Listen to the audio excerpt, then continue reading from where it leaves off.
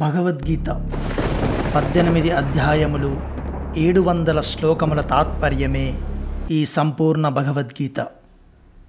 భగవద్గీత 3వ అధ్యాయం కర్మయోగం.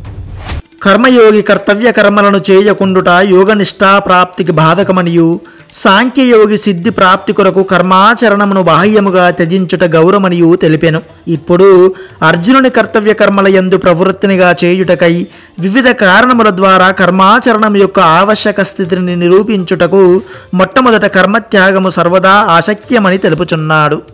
నహి కచ్చిత్ క్షణమపి జాతు తిష్టత్య కర్మకృత్ కార్యతే హ్యవశః కర్మ సర్వః ప్రకృతి జైర్గుణ్యై.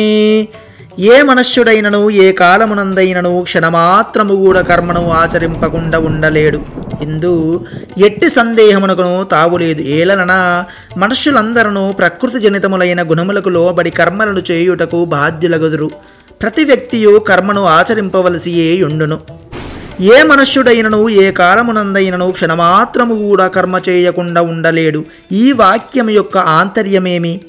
నిలబడుట, కూర్చుండుట, తినుట, త్రాగుట, నిద్రించుట, మేల్కొనుట, ఆలోచించుట, మననము చేయుట, కలగనుట, ధ్యానించుట, సమాధిస్థితుడగుట మొదలగునవి అన్నీయును కర్మలలో అంతర్గతములే. కనుక బ్రతికి ఉన్నంత వరకును మనుష్యుడు తన ప్రకృతిని అనుసరించి ఏదో ఒక కర్మను చేయుచునే యుండును. ఏ మనుష్యుడైనను క్షణమాత్రము కూడా ఎప్పుడైనను కర్మాచరణమును త్యజింపజాలడు. కావున వాటి యందు కర్తృత్వమును త్యజించుట అనగా మమతాసక్తులను ఫలయిచ్ఛలను త్యజించుటయే వాటిని సర్వదా త్యజించుటయగును.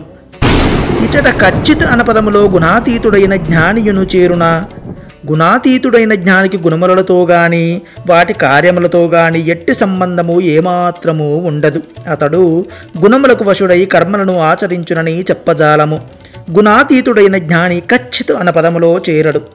తథాపి మనోబుద్ధీంద్రియాదుల సంఘాత రూపమైన అతని శరీరము ద్వారా జరుగు కర్మలు అతని యొక్కయు లోకుల యొక్కయు ప్రారబ్ధానుసారము లోక దృష్టిలో జరుగుచునే యుండును. కానీ కర్తృత్వము లేకుండుట వలన ఆ కర్మలు వాస్తవముగా కర్మలే కావు.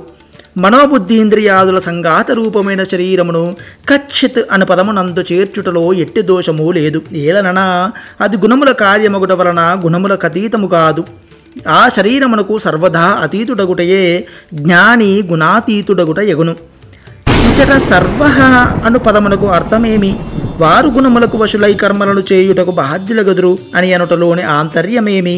సర్వః అను పదము సమస్త ప్రాణులను సూచించున్నది అయినను ఇచ్చట అది ప్రత్యేకముగా మనుష్య సముదాయమునే సూచించున్నట్లు భావింపవలెను. ఏలనన కర్మాచరణమునందు మనుష్యులకే అధికారము గలదు. వారు పూర్వజన్మలలో చేసిన కర్మల సంస్కారజనితమైన స్వభావముకు లోనై కర్మల యందు ప్రవృత్తులగుదురు. గుణములకు వశులై కర్మలను ఆచరించుటకు బాధ్యులగుదురనగా ఇదియే. గుణైహ అను పదముతో పాటు ప్రకృతి జైహ అను విశేషణమును ప్రయోగించుటలోని అంతరార్థమేమి?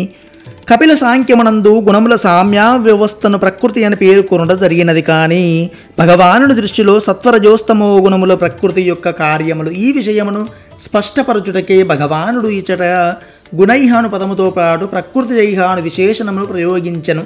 ఇదే విధముగా ప్రకృతి సంభవాన్, ప్రకృతి జాన్, ప్రకృతి సంభవాహ, ప్రకృతి జైహ అను విశేషణముల ద్వారా వేర్వేరు సందర్భముల యందు గుణములు ప్రకృతి యొక్క కార్యములని తెలిపెను. ఇచట ప్రకృతి అను పదములకు అర్థమేమి?